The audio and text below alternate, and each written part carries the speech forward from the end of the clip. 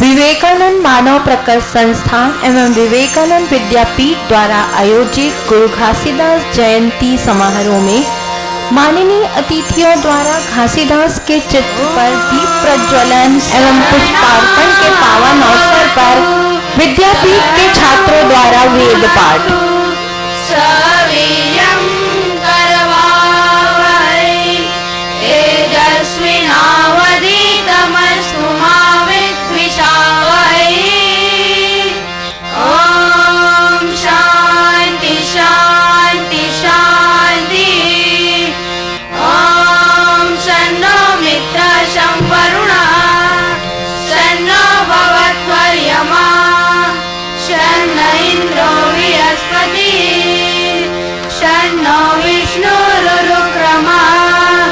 नमो ब्रह्मणे नमस्ते वायो त्वमेव प्रत्यक्षं ब्रह्मासि त्वमेव प्रत्यक्षं ब्रह्म वदिष्यामि घृतं वदिष्यामि सत्यं वदिष्यामि तन्मामवतु तद्वक्तारमवतु अवतु माम् अवतु वक्तारम्। ॐ शान्ति शान्ति शान्ति।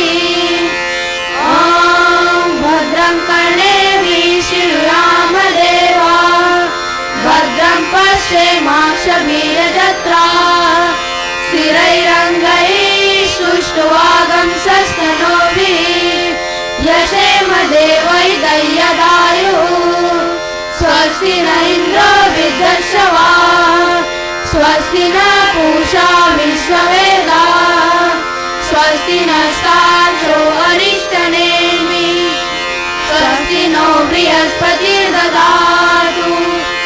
ॐ शान्ति शान्ति शान्ति। ॐ पूर्णमदः पूर्णमिदं पूर्णात् पूर्णमुदच्यते पूर्णस्य पूर्णमादाय पूर्णमेवावशिष्यते। ॐ शान्ति शान्ति शान्ति। हरि ओम तत्सत्। श्रीराम कृष्णार्पणमस्तु। आज के परिसंवाद गुरु घासीदास जीवन एवं दर्शन में उपस्थित कार्यक्रम के अध्यक्ष श्रीमद स्वामी प्रपत्यानंद जी महाराज को शत शत नमन करते हुए मंचस्थ माननीय अतिथियों उपस्थित श्रोतागणों का भी मैं हृदय से नमन करती हूँ।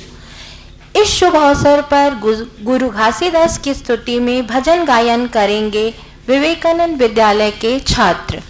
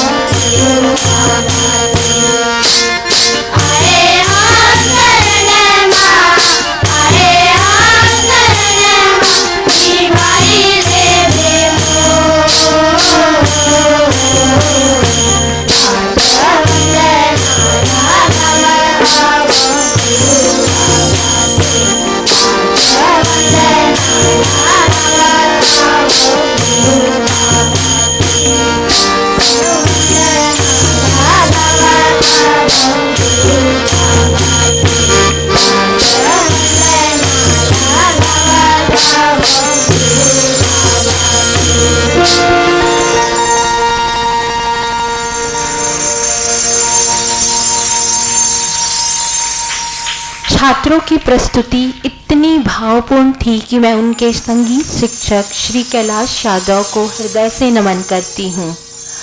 छात्रों के द्वारा भावपूर्ण भजनांजलि के पश्चात विवेकानंद मानव प्रकर्ष संस्थान के उपनिदेशक डॉक्टर समीर ठाकुर को माननीय अतिथियों का परिचय प्रस्तुत करने हेतु मंच पर आमंत्रित करती हूँ।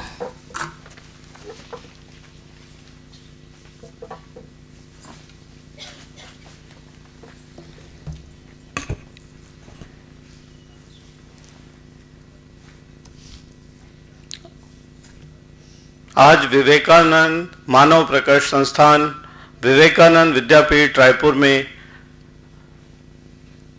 श्री गुरु घासीदास जयंती समारोह पर परिसंवाद गुरु घासीदास जी जीवन एवं दर्शन आयोजित है।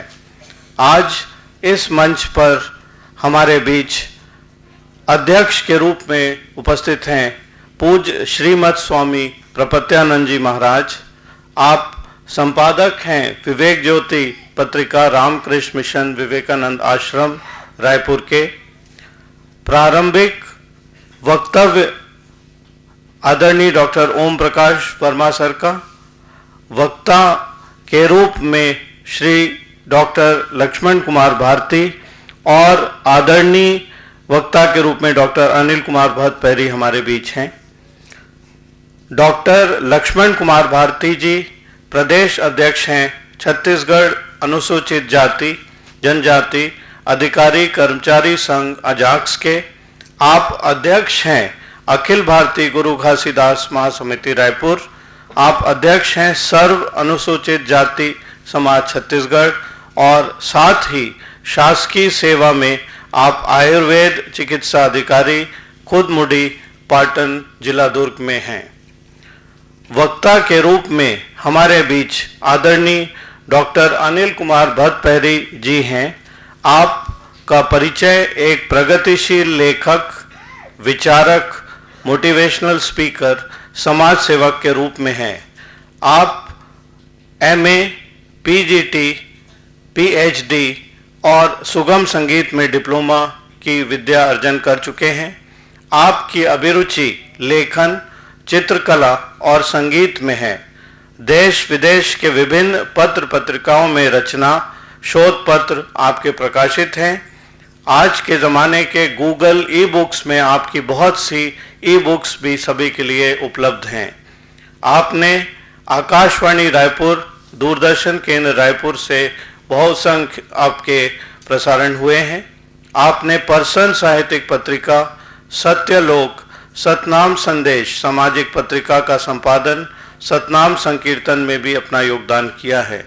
साहित्य सेवा में आपने देश एवं प्रदेश के महत्वपूर्ण स्थानों पर काव्य पाठ, हिंदी व छत्तीसगढ़ी में अनवस्त लेखन, छत्तीसगढ़ी साहित्य समिति रायपुर के कार्यकारिणी सदस्य, समन्वय पलारी के संस्थापक सदस्य, समन्वय बलौदा बाजार के सलाहकार संस्थापक सदस्य एवं नए रचनाकारों को सदैव मंच देने और प्रोत्साहित करने में भी आपका बहुत बड़ा योगदान है। आप छत्तीसगढ़ राजभाषा के माननीय सचिव और सतनाम साहित्य प्रकोष्ठ के भी अध्यक्ष हैं।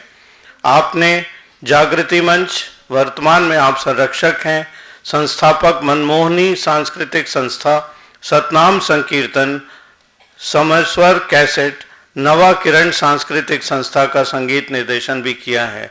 आपकी बहुत सी कृतियां प्रकाशित हैं। कब हो ही बिहान, पावन पिरित के लहरा, हंसा अकेला सतनाम, पंथी मंगल भजन संग्रह आदि हैं। आपके सम्मान में कौमी एकता अवार्ड 2008, आरुग फूल सम्मान 2009, काव्य श्री सम्मान 2012, राजभाषा सम्मान 2012, स्वास्थ्य मंत्रालय भारत सरकार की ओर से उत्कृष्ट सेवा सम्मान नई दिल्ली 2019, राष्ट्रभाषा अलंकरण सम्मान 2013 से 19, विभिन्न सामाजिक, सांस्कृतिक एवं साहित्यिक संस्थाओं द्वारा आपको सम्मानित किया गया है। संप्रति आप सहायक संचालक उच्च शिक्षा संचालनालय इंद्रावती भवन और इसके अलावा आपकी जो प्रकाश है वो हड्डी की जीभ नहीं ना फिसले काव्य संग्रह, एक ठन हीरा छत्तीसगढ़ी कहानी संग्रह के रूप में है। ऐसे वक्ताओं को हमारे बीच पाकर हम धन्य हैं और आज मंच पर प्रारंभिक वक्तव्य देने के लिए हमारे बीच माननीय डॉक्टर ओम प्रकाश वर्मा सर हैं।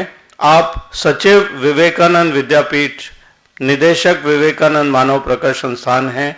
इसके पूर्व आपने पंडित रविशंकर शुक्ल विश्वविद्यालय रायपुर में मनोविज्ञान अध्ययनशाला में प्रोफेसर, क्षेत्रीय अध्ययनशाला में प्रोफेसर एवं अध्यक्ष, इसके अतिरिक्त छत्तीसगढ़ निजी विश्वविद्यालय नियामक आयोग में चेयरपर्सन एवं स्वामी विवेकानंद नेशनल चेयर के चेयर पंडित रविशंकर शुक्ल विश्वविद्यालय के रूप में सेवाएं दी हैं। मंच पर श्री HD प्रसाद सर, प्राचार्य विवेकानंद विद्यापीठ आदर्श आवासीय उच्चतर माध्यमिक शाला एवं professor Rashmi Patel madam, Vivekananda Institute of Education भी उपस्थित हैं। इस मंच का हम सब स्वागत करते हैं, नमन करते हैं। आप सभी को प्रणाम।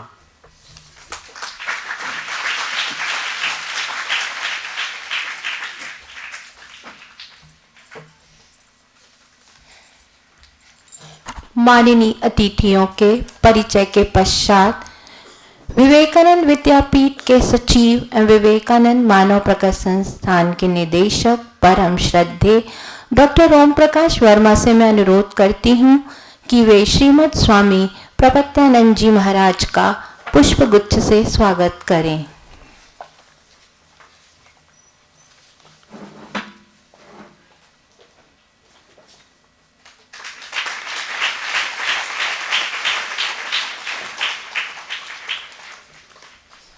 स्वागत की कड़ी को आगे बढ़ाते हुए विवेकानंद इंस्टीट्यूट ऑफ एजुकेशन की प्राचार्य डॉक्टर रश्मि पटेल को छत्तीसगढ़ राजभाषा आयोग के सचिव डॉक्टर अनिल कुमार भतपहरी को पुष्पगुच्छ से स्वागत करने के लिए आमंत्रित करती हूँ।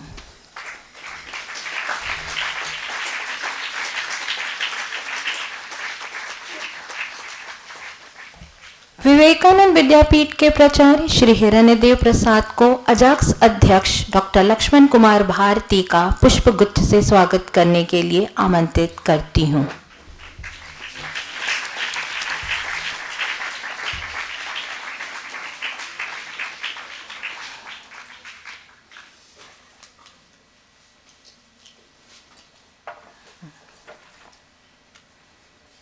अब मैं संस्था के सचिव डॉक्टर ओम प्रकाश वर्मा को प्रारंभिक वक्तव्य हेतु आमंत्रित करती हूँ।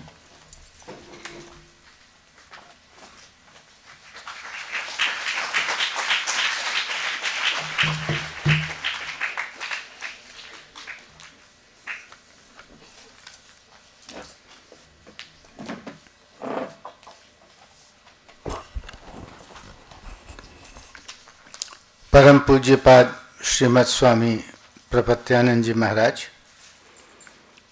आदरणीय डॉक्टर अनिल कुमार भतपहरी जी, आदरणीय doctor Laxman Kumar Bharti ji, Vivekananda Institute of Education की प्राचार्य श्रीमती रश्मि पटेल, विवेकानंद विद्यापीठ आवासीय विद्यालय के प्राचार्य श्री HD प्रसाद जी, उपस्थित माननीय अतिथिगण,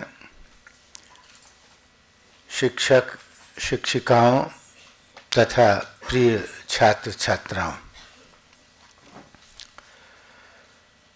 हम सब लोगों के लिए यह बड़े हर्ष की बात है कि आज हम सब गुरु घासीदास जी के जयंती के अवसर पर आयोजित इस कार्यक्रम में सम्मिलित हुए हैं। देखिए, हमारे देश का, भारतवर्ष का यह एक बड़ा सौभाग्य रहा है कि जब जब इस पर आपत्तियां आई, अज्ञान के आवरण ने जीवन को अंधकारमय कर दिया, नैराश्यता एवं हीनता जब भारतीय जीवन में घनीभूत हो गई, तब तब यहाँ एक ऐसे आलोक केंद्र का उदय हुआ जो समस्त अज्ञान के अंधकार को चीरकर आशा और आत्मविश्वास की चेतना को प्रदान किया। 18वीं शताब्दी का छत्तीसगढ़ समाज ऐसी ही परिस्थितियों से गमन कर रहा था। शिक्षा के क्षेत्र में सुविधा नहीं थी, लोग अशिक्षित थे, अज्ञानता के अंधकार में डूबे हुए थे, धर्म का वास्तविक स्वरूप छिप गया था, कर्मकांड और अंधविश्वास जीवन के प्रमुख तत्व बन गए थे, राजनीतिक, आर्थिक, सामाजिक स्थितियां बिल्कुल बिगड़ गई थीं। सभी तरफ से छत्तीसगढ़ के समाज में अंधकार ही दिखाई दे रहा था। उच्चतर जीवन मूल्यों के प्रति किसी की भी आशा नहीं थी और तब ऐसे छत्तीसगढ़ के समाज में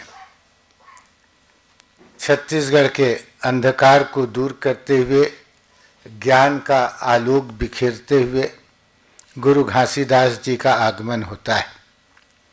गुरु घासीदास जी आते हैं और वे जीवन और समाज की समस्याओं को दूर करते हैं। बड़ा विलक्षण गुरु घासीदास जी का चरित्र है। जब मैं गुरु घासीदास जी के जीवन पर विचार करता हूँ तब मुझे भगवान श्री रामकृष्ण देव का अनायास ही स्मरण हो आता है। भगवान श्री रामकृष्ण देव के समान गुरु घासीदास जी ने भी कोई स्कूली शिक्षा नहीं पाई थी।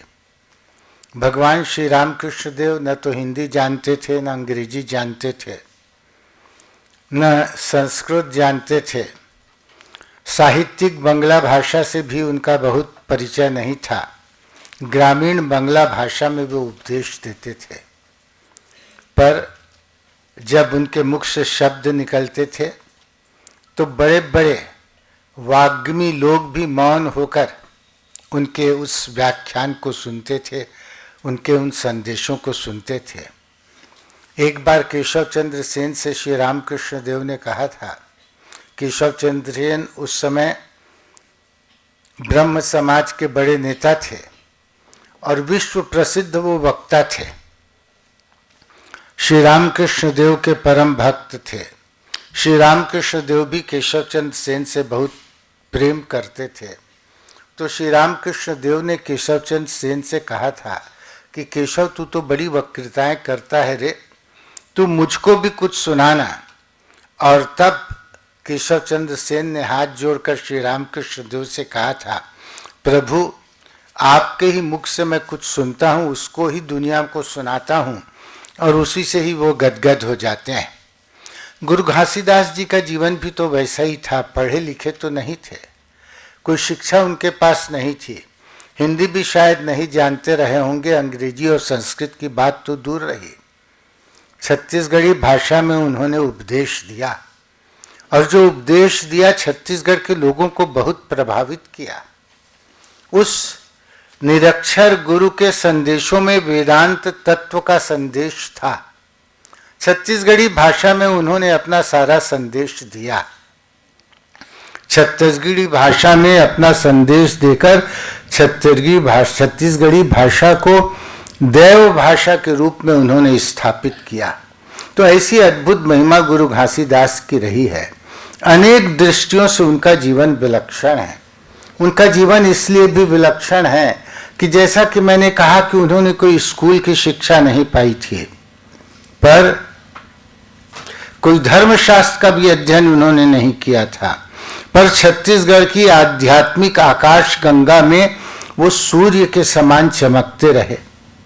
वो गरीब थे, उनके पास कोई धन नहीं था, पर उनके पास एक ऐसी अद्भुत आध्यात्मिक क्षमता थी कि एक बृहत्तर जन समाज भवरों की भांति उनके प्रभा मंडल के चारों ओर मंडराया करता था। छत्तीसगढ़ में जन्मे पले बढ़े वो ऐसे महापुरुष थे जिन्होंने अपने जीवन में सत्य की यथार्थ अनुभूति की थी। अधर्म का तेजस्विता के साथ उन्होंने प्रतिरोध किया था और जीवन में सत्य को प्रकाशित करने के लिए एक नवीन आध्यात्मिक पंथ की स्थापना उन्होंने की थी। एक सशक्त आध्यात्मिक पंथ की स्थापना उन्होंने की थी। अपने जीवन के माध्यम से उन्होंने बता दिया था कि जीवन में सत्य ज्ञान की प्राप्ति के लिए शास्त्रों के अध्ययन की आवश्यकता नहीं होती, धर्म ग्रंथों के अध्ययन की आवश्यकता नहीं होती, विद्वता की आवश्यकता नहीं होती। उपनिषदों में कहा गया है ना, नायम आत्मा प्रवचनेन लभ्य न मेधया न बहुना श्रुतेन यमई वेश वृणुते तेन लभ्य तस्यैष आत्मा वृणुते तनुष्या। शास्त्रों से ज्ञान से आत्मा की उपलब्धि नहीं होती। सत्य की जब अनुभूति व्यक्ति के जीवन में होती है तब व्यक्ति का जो जीवन है वह अद्भुत हो जाता है। उस एक सत्य को जान लेने से सब कुछ जाना जा सकता है। उपनिषदों में तो कहा गया है ना, कस्मिन्नु खलु भगवे विज्ञाते सर्वम विदम विज्ञातम भवति इति। शिष्य गुरु से प्रश्न कर रहा है कि गुरुदेव, किसको जान लेने से सब कुछ जान लिया जाता है? तो जिसको जान लेने से सब कुछ जान लिया जाता है, गुरु घासीदास ने उस तत्व को जान लिया था। उन्होंने उस सत्य की अनुभूति कर ली थी, जिसकी अनुभूति करने के बाद सारे विश्व का ज्ञान उनके सामने अनावृत होकर प्रस्तुत हो जाता था। तो ऐसे अद्भुत महापुरुष वो थे। उनके प्रारंभिक जीवन के संबंध में तो प्रामाणिक तथ्यों का अभाव है। बहुत सी बातें उनके संबंध में हम लोग पढ़ते सुनते हैं।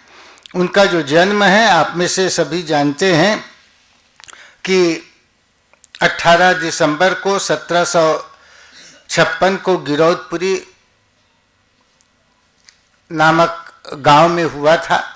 जन्म से ही वे विचारशील व्यक्ति थे। ऐसी कथा कही जाती है कि वे सन 1807 में अपने भाइयों के साथ पुरी की यात्रा में जा रहे थे और मार्ग में सोना खान की पहाड़ियों में वो ध्यान करने के लिए बैठे हुए थे। तो एक तेंदू के पत्ते के नीचे बैठे बैठे मानो उनको सत्य का साक्षात्कार हो गया। और जब व्यक्ति को सत्य का साक्षात्कार होता है तो उसके जीवन की जो सारी गुत्थियां हैं वो सुलझ जाती हैं। उपनिषदों में तो बड़ा सुंदर काव्यात्मक वर्णन आता है। जब व्यक्ति को सत्य का साक्षात्कार होता है तब उसकी स्थिति कैसी होती है। भिद्यते हृदय ग्रंथिश छिद्यन्ते सर्व संशयाः क्षीयन्ते चास्य कर्माणि तस्मिन् दृष्टे परावरे।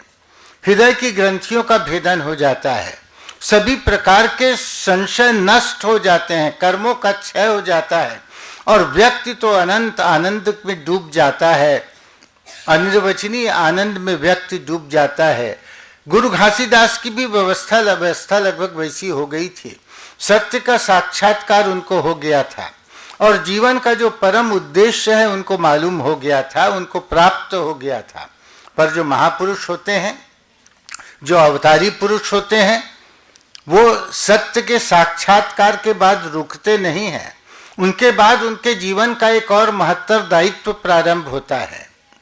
श्री रामकृष्ण देव ने एक बार नरेंद्रनाथ से पूछा था। नरेंद्रनाथ विवेकानंद के पूर्व नाम था। बेटा नरेंद्र, तू क्या चाहता है? और तब नरेंद्रनाथ ने कहा था, गुरुदेव मैं तो चाहता हूं मैं समाधि में डूबा रहूं, जो भगवान सुखदेव की भांति समाधि में डूबा रहूं। गुरु श्री रामकृष्ण देव को तो प्रसन्न होना था कि कैसा योग्य शिष्य मिला है जो धन संपत्ति नहीं चाहता है, पुत्री पत्नी कुछ नहीं चाहता है, साम्राज्य नहीं चाहता है। वह तो वही चाह रहा है जो भारत में ऋषि मुनियों का प्राप्तव्य है, जो जीवन का परम प्रयोजन है। पर श्री रामकृष्ण देव खुश नहीं हुए। लगभग भर्त्सना करते हुए उन्होंने कहा, अरे बेटा मैं समझा था तू तो विशाल वटवृक्ष होगा जिसकी छाया तले बहुत से लोग विश्रांति का अनुभव करेंगे, पर मैं देखता हूं रे तू बहुत स्वार्थी हो गया है। अरे बेटा इससे भी एक ऊंची अवस्था है और वह है शिव भाव से जीव सेवा। गुरु घासीदास ने भी इस सत्य की अनुभूति अपने जीवन में की। सत्य का साक्षात्कार होने के बाद वो रुके नहीं। उनको लगा कि जिस सत्य का साक्षात्कार मैंने किया है उस सत्य का साक्षात्कार मुझको समाज के लोगों में करना है, समाज के लोगों की अज्ञानता को दूर करना है। और इसलिए वो समाज के हित के लिए, समाज के कल्याण के लिए उन्होंने अपना जीवन समर्पित कर दिया। अनेक स्थानों का भ्रमण किया। वो दंतेवाड़ा में गए, दंतेश्वरी मंदिर में गए, सामाजिक कुरीतियों का समापन उन्होंने किया। वहां तो नर बलि की समस्या थी। नर बलि को उन्होंने कहते हैं कि दूर कराया। सत्य धर्म की उन्होंने प्रतिष्ठा की और इस सत्य धर्म को आधार मानकर उन्होंने सतनाम धर्म स्थापित किया। और उन्होंने फिर 7 सूत्र बतलाए, अपने सतनाम धर्म के 7 सूत्र बतलाए। जैसे मूसा ने ओल्ड टेस्टामेंट में 10 सूत्र बताए हैं ज्ञान प्राप्ति के लिए, सत्य ज्ञान की प्राप्ति के लिए। भगवान बुद्ध ने अष्टांग मार्ग बतलाया है सत्य ज्ञान की प्राप्ति के लिए। गुरु घासीदास जी ने सत्य ज्ञान की प्राप्ति के लिए 7 सूत्र बतलाए हैं।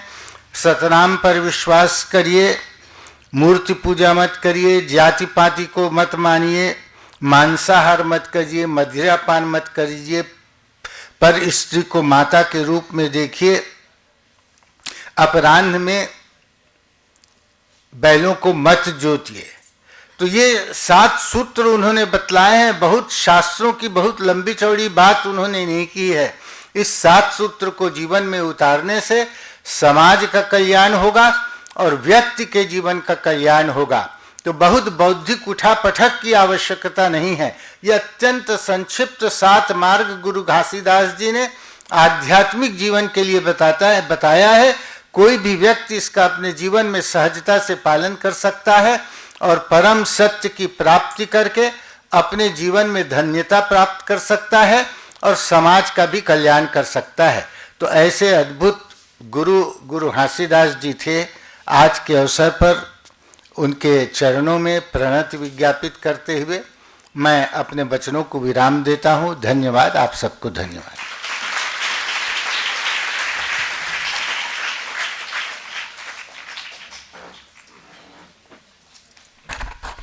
संस्था के सचिव डॉक्टर ओम प्रकाश वर्मा के द्वारा गुरु घासीदास के पावन जीवन का ज्ञान प्राप्त कर डॉक्टर लक्ष्मण कुमार भारती को वक्तव्य हेतु आमंत्रित करती हूँ।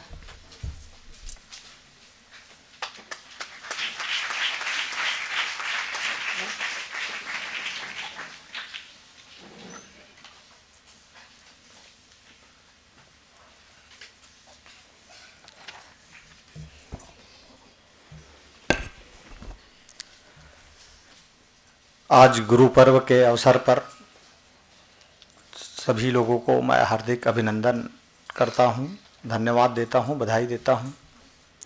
आज कार्यक्रम में उपस्थित परम सम्माननीय श्रीमद स्वामी प्रपत्यानंद जी, संपादक विवेक ज्योति रामकृष्ण मिशन विवेकानंद आश्रम रायपुर, कार्यक्रम में उपस्थित परम सम्माननीय डॉक्टर ओम प्रकाश वर्मा जी, सेक्रेटरी विद्यापीठ विवेकानंद विद्यापीठ रायपुर, आदरणीय मेरे बड़े भाई डॉक्टर अनिल कुमार भतपहरी जी, सचिव राजभाषा आयोग छत्तीसगढ़ शासन, उपस्थित आदरणीय प्राचार्य महोदय HD प्रसाद जी, उपस्थित आदरणीय मैडम प्राचार्य मैडम पटेल जी एवं समस्त विद्वजन, विद्यार्थीगण, हमारे बहनें और इस विद्यापीठ के समस्त सम्माननीय जन। चूँकि आज आपने मुझे परम पूज्य गुरु घासीदास जयंती के अवसर पर मुझे बुलाया, ये मेरे सौभाग्य है कि मैं आपके विद्यापीठ में उपस्थित हुआ। इसलिए आयोजक मंडल को मैं बहुत बहुत साधुवाद देता हूँ और मुझे भी इस विद्यापीठ के माध्यम से कुछ सीखने को मिलेगा, कुछ सीख के जाऊँगा। क्योंकि हमारे स्वामी महाराज का भी वक्तव्य मैं सुनूंगा, क्योंकि विद्यापीठ जो विवेकानंद विद्यापीठ आज विश्व स्तरीय और बहुत सारे लोगों का भाग्य बनाने का ये केंद्र है। बहुत लोग सीखे हैं और बहुत लोग आज सीख रहे हैं। आज हमारे जो विद्यार्थी हैं यहाँ पर, उन विद्यार्थियों के यहाँ आश्रय मिला है जो विद्यार्थी समाज के सबसे निम्नतर स्तर पे जिंदगी जीते हैं, जिसकी परिकल्पना हमारे गुरु घासीदास जी ने इस छत्तीसगढ़ में किए थे। वर्मा साहब ने निश्चित तौर से कहा कि गुरु जो हमारे गुरु घासीदास जी थे वो निरक्षर थे, उसको विद्यालय की ज्ञान नहीं थी, लेकिन प्राकृतिक ज्ञान था, लौकिक ज्ञान था। प्रकृति हमें बहुत ज्ञानवान बना देता है। समाज में उन्होंने सत्य का प्रयोग बहुत बेहतर ढंग से किया और चूंकि छत्तीसगढ़ एक बहुत ही वनों से आच्छादित क्षेत्र था, यहाँ कोई बहुत ही ज़्यादा विद्या के अवसर प्राप्त करने के केंद्र नहीं थे। प्रकृति के भूभाग से घिरा हुआ, पहाड़, नदियाँ, जंगलों से घिरा हुआ क्षेत्र था। वहाँ पर जब गुरु जी ने जन्म लिया तो यहाँ के लोग तो बहुत ज़्यादा कोई शिक्षित थे नहीं। तो अब गुरु जी को ज्ञान देना था, उन लोगों को ज्ञान देना था, उस समय जो रूढ़िवाद, जातिवाद, अस्पृश्यता, धर्म के अंधत्व, लोगों के प्रति बहुत ही दुराभाव, ऊंच नीच की एक बहुत बड़ा खाई, उन सब बीच में वो सरलतम भाषा में, सरलतम बोली में यहाँ के जनमानस को कैसे शिक्षा दें जिससे ये कुरीतियाँ, रूढ़िवाद की कुरीतियाँ है, भेदभाव की जो कुरीतियाँ है, उसको दूर किया जा सके, उनको हटाया जा सके। गुरु जी के जन्म के बारे में तो हमारे भाई डॉक्टर साहब अनिल बोलेंगे ही, क्योंकि वो उस साहित्य के ज्ञाता है और वो लिखे हैं। मैं बस यही कहना चाहता हूँ कि क्या आज गुरु घासीदास जी के उपदेशों की प्रासंगिकता है कि नहीं है? क्या इस छत्तीसगढ़ राज्य में आज एक महान गुरु ने जन्म लिया, उस गुरु की आज उपदेशों की जरूरत है कि नहीं है? इस विषय पे जरूर मैं थोड़ा सा प्रकाश डालूंगा। आज सचमुच इस असमानता के दौर पे, जहां पर लोग धर्म के जो आचरण है उसमें कठोरता ला रहे हैं, बहुत दृढ़पन ला रहे हैं, धर्म को एक ऐसा स्थिति बता रहे हैं कि ये करने से धर्म अपमानित हो जाएगा, ये कह देने से धर्म नष्ट हो जाएगा, ये हमारे अपमान का कारण है। ये जो धर्म की जो कठोरता जो अभी आ रही है, उस धर्म के कठोरता को गुरु घासीदास ने तरलता में बदला था और धर्म को बड़ा सुगम बनाया कि जैसे पानी होता है और वो पानी जिस पात्र में डालो उसी पात्र के अनुरूप उसका रूप रंग हो जाता है, उस पात्र को धारण कर लेता है। गुरु घासीदास जी ने वैसा ही धर्म को कहा, जो सतनाम धर्म यहां पर जो उसने पंथ चलाया, उसने उस तरलता को लाया, उसने उस धर्म में कठोरता को नहीं लाया, उसने उस धर्म में हिंसा को भी कहीं जगह नहीं दिया। इसीलिए गुरु घासीदास जी ने सत्य और अहिंसा पे सबसे ज्यादा जोर दिया। खासकर आज जो सबसे बड़ी समस्या हमारे प्रदेश क्या पूरा देश में है, जो नशापान, आज जो हमारे बच्चे आज जो बिगड़ रहे हैं, उस समय गुरु घासीदास जी को लग गया था कि अगर समाज में सबसे बड़ी कुरीतियां अगर कुछ आएगी आने वाले समय में, तो वो नशा बहुत बड़ा कारण होगा इस देश के लिए। उन्होंने उस समय उस स्थिति को भांपते हुए अपने 7 उपदेशों में नशापान का भी विरोध किया। खासकर आज जब हम मनुष्यों में एक नारी और एक पुरुष के प्रति भी एक असमानता की भाव है, हम समझते हैं कि पुरुष ज्यादा सक्षम होगा, ज्यादा ताकतवर होगा, हर चीज को ज्यादा बेहतर ढंग से कर सकता है। उन परिस्थितियों में गुरु घासीदास जी ने कहा कि मानव मानव एक समान और नारी की गरिमा और उनकी सम्मान बनाना समाज की जवाबदेही है, और नारी भी हमसे कोई किसी भी चीज में कोई कम नहीं है। इसलिए उनकी भी समानता की बात जब वो कहते हैं कि पर स्त्री को मां बहन के समान मानो और उनको उचित सम्मान भी दो और उचित स्थान भी दो, जिससे वो अपने विकास कर सके। ये गुरु घासीदास जी जो शिक्षित नहीं थे, जो पढ़े लिखे नहीं थे, वो उस समय वो ज्ञान दे रहे थे। इसलिए समाज में हम लोग गुरु जी को गुरु ज्ञानी गुरु के रूप में मानते हैं, उनके उपदेशों के पवित्रता को हम समाज में लाते हैं। खासकर जब जब धर्म में जब भी कठोरता आया, जब भी धर्म बहुत कठोर हुआ, तब तब महापुरुषों का जन्म हुआ। छत्तीसगढ़ में गुरु घासीदास जी हुए, तो उसी प्रकार से इस धर्म के कठोरता को कमजोर करने के लिए, ढीला करने के लिए नानक देव जी जन्म लिए, कबीर साहेब जन्म लिए, रविदास जी जन्म लिए, और उस धर्म के कठोरता को और उस रूढ़िवाद को, जो रूढ़िवाद को लेके जो कठोर हो रहा था वो धर्म, उसको तरल बनाया, सरल बनाया और लोकग्राही बनाया, जिससे लोग विकास कर सकें। आज गुरु घासीदास की मैं जब देखता हूँ, उनके वाणियों को जब मैं सुनता हूँ, कि एक बहुत ही सरल तरीके से, बहुत सरल तरीके से, जो एकदम आम भाषा में आम जन को एकदम समझाया जा सके, बोले कि नहीं, सत्य को मानो, सत्य के अलावा और अपने आचरण में किसी भी चीज को, असत्यता जो आपको नुकसान पहुंचा सके उसका ग्रहण मत करो। हिंसा किसी भी स्तर पे मान्य नहीं हो सकता। उसने अहिंसा की तरफ ध्यान देने को बोला, नशा पान बोले, स्त्रियों के बारे में, खासकर प्राणियों के बारे में भी बोले कि नहीं, प्राणी भी इंसानों जैसा है, उनका भी चरित्र, उनका भी अगर उपयोग करते हो तो ठीक है। दोपहर तक आप जो भी है, जो अभी हमारे सर बोल रहे थे बैलों का जो उन्होंने उल्लेख किया, गाय है, बैल है, जो हमारे एक साथी के रूप में है, एक हमारे ताकत के रूप में है, हमारे कृषि प्रधान इस राज्य में एक ताकत के रूप में है, उनका भी उपयोग आप दोपहर तक ही करिए, उसके बाद उसका भी उपयोग मत करिए, उनको भी आराम करने की जरूरत है। तो इंसानों के साथ साथ उन्होंने एक प्राणियों के प्रति जो स्नेह गुरु घासीदास का जो दिखता है वो सचमुच अनुकरणीय है। दुर्भाग्य हमारा है कि हम लोग अपने संत महात्माओं और गुरुओं को जाति पे बांध देते हैं। ये हमारे लिए सबसे बड़े दुर्भाग्य है कि ये संत इस जाति पे पैदा हुआ तो उस जाति का वो संत है, ये संत इस जाति पे पैदा हुआ तो उस जाति के संत है, उस महापुरुष के संत है।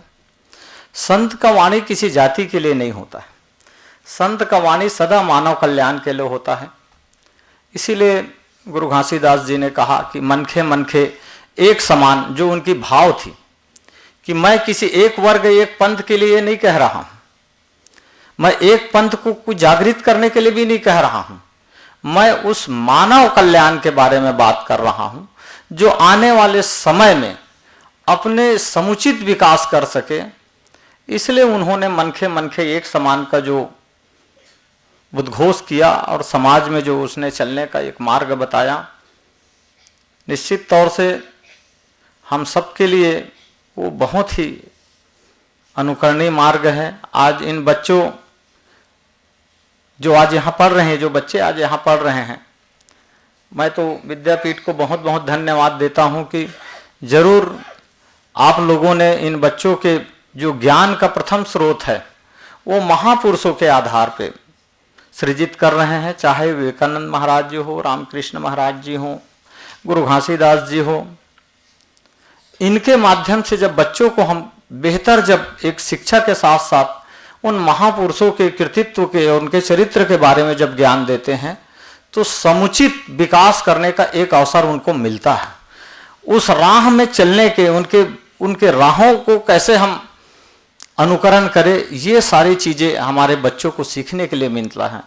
तो बुनियादी शिक्षा में अगर कोई हम अपने महापुरुषों को शामिल करते हैं जिन्होंने इस देश के लिए, क्षेत्र के लिए, समाज के लिए जो महान काम किए हैं, तो स्वाभाविक तौर से बच्चों में एक आदर्श गुण की उत्पत्ति होती है और आगे चल के वो अपने जो मंजिल, जो उनके लक्ष्य हैं, उनको प्राप्ति में बहुत बड़े वो एक उपलब्धि भी होता है, एक साधक की भूमिका में होती है। गुरु घासीदास जी जहां जहां पर भी मैं अगर कोई देखता हूं, थोड़ा से मैं अध्ययन करता हूं, तो जहां जहां संतों की जन्म हुआ वो भूमि महान भूमि है और वो उन्नत भूमि है। आज कृषि के क्षेत्र में आप देख लीजिए, छत्तीसगढ़ भारत में एक बहुत ही उन्नत भूमि है। यहां पर संत ने जन्म लिया, गुरु घासीदास जी ने जन्म लिया। आप पंजाब की भूमि देख लीजिए, वो भी एक बहुत उन्नत भूमि है, वहां पर गुरु नानक देव जी ने जन्म लिया। तो गुरुओं ने कर्म करना सिखाया, काम करना सिखाया। वो भाग्य के ऊपर ज्यादा भरोसा करने का वो उपदेश नहीं दिया कि ये आपका भाग्य बदल जाएगा, आपको ये करना है, वो करना है। उसने ये कुछ नहीं बोला कि कर्म करना है। अगर कर्म आपका सार्थक दिशा की ओर है और आप सार्थक दिशा की ओर अपने कर्मों को कर रहे हो तो स्वाभाविक तौर से उसका फल मिलेगा। उसने भाग्य के साथ नहीं जोड़ा, उसने फल के साथ जोड़ा। और आज आप देख लीजिए, चाहे सिख समाज हो, आज पूरा विश्व में उनके गुरुओं की आज डंका बज रहा है और उनके मार्गों पे चल के आज वो इतना सशक्त समाज बना पाए, मानव कल्याण के लिए समाज बना पाए। मैं सोचता हूँ भारतवर्ष में सिख समाज से बड़ा सामाजिक सेवा करने वाला समाज नहीं है। पूरा साल भर लंगर, आप उनके गुरुद्वारा में चले जाइए, कोई भी भूखा नहीं आता। साल भर लंगर करने वाला कोई समाज है तो सिख समाज है। वो अपने गुरुओं के प्रति जो श्रद्धा और मानव कल्याण के लिए कि कोई भूखा ना रहे, ये उनके जो सिद्धांत है, वही सिद्धांत गुरु घासीदास जी के थे। उन्होंने कृषि कार्य करके, जिसको बोलते हैं ना कि उसने पटेल के घर में एक नौकर के रूप में कृषि कार्य करने के लिए उसने गया और कम बीज में उसने ज्यादा अन्न उत्पन्न करने का कला सिखाया। उन्होंने जो आज के हम लोग पंथी में बोलते हैं कि गुरु घासीदास जी ने भाटा के पेड़ से मिर्चा भी उत्पन्न किया। आज हो रहा है, आज अगर कोई भटा के पेड़ में भी अगर कोई मिर्चा के क्राफ्टेड कर दे तो मिर्चा वो देना चालू कर देता है। तो उस समय गुरु घासीदास जी को ये प्रकृति ज्ञान तो था कि ये चीजों की जरूरत पड़ेगी मानव को, कि जो हाइब्रिड जो आज आया है जिसमें अन्न की जो उत्पादन बढ़ गया है इस क्षेत्र में, तो गुरु घासीदास जी वो प्रयोग किए। एक कृषक के रूप में उन्होंने खेती किया और लोगों को प्रेरित भी किया कि खेती जो है वही आपके भाग्य को बदलने वाला है, अन्न देने वाला है, और बिना अन्न के मन भी आपका काम नहीं करेगा, शरीर भी काम नहीं करेगा। इसीलिए ये प्रदेश आज कृषि प्रधान प्रदेश बना। मैं आज इस अवसर पर, चूंकि मुझे बोलने का अवसर दिया, और मैं बहुत ही उत्साहित था कि मैं विद्यापीठ में जा रहा हूं और ये मेरा प्रथम आगमन है। और आप सभी से और बच्चों से मिलकर जो मुझे आज दिली एक खुशी मिला है, और गुरु घासीदास जी के जयंती के अवसर पे आप सब लोगों से समागम हुआ है, इसके लिए मैं साधुवाद देता हूँ। आगे हमारे भाई अनिल भाई, चूँकि वो खुद ही लिखे हैं गुरु घासीदास जी के बारे में, तो और जो उनके प्रेरक जो प्रसंग होंगे, जो गुरु घासीदास जी ने इस प्रदेश में अपने ज्ञान के माध्यम से, अनुभव के माध्यम से, उपदेशों के माध्यम से, अपने कार्य के माध्यम से जो मानव कल्याण के लिए जो वो कार्य किया, उसके बारे में जरूर वो जानकारी देंगे। मैं बहुत बहुत धन्यवाद देता हूँ सभी को गुरु पर्व की, और अपने बच्चों को भी बहुत बहुत धन्यवाद देता हूँ कि आप अपने महापुरुषों, अपने गुरुओं, अपने संस्था, अपने समाज, अपने प्रदेश के उन्नति और विकास के लिए आगे बढ़ें और उनके मार्गों का अनुसरण करें। इन्हीं शब्दों के साथ मैं गुरु पर्व की बधाई देते हुए बहुत बहुत धन्यवाद देता हूं और सभी सज्जनों का अभिनंदन करता हूं। बहुत बहुत धन्यवाद।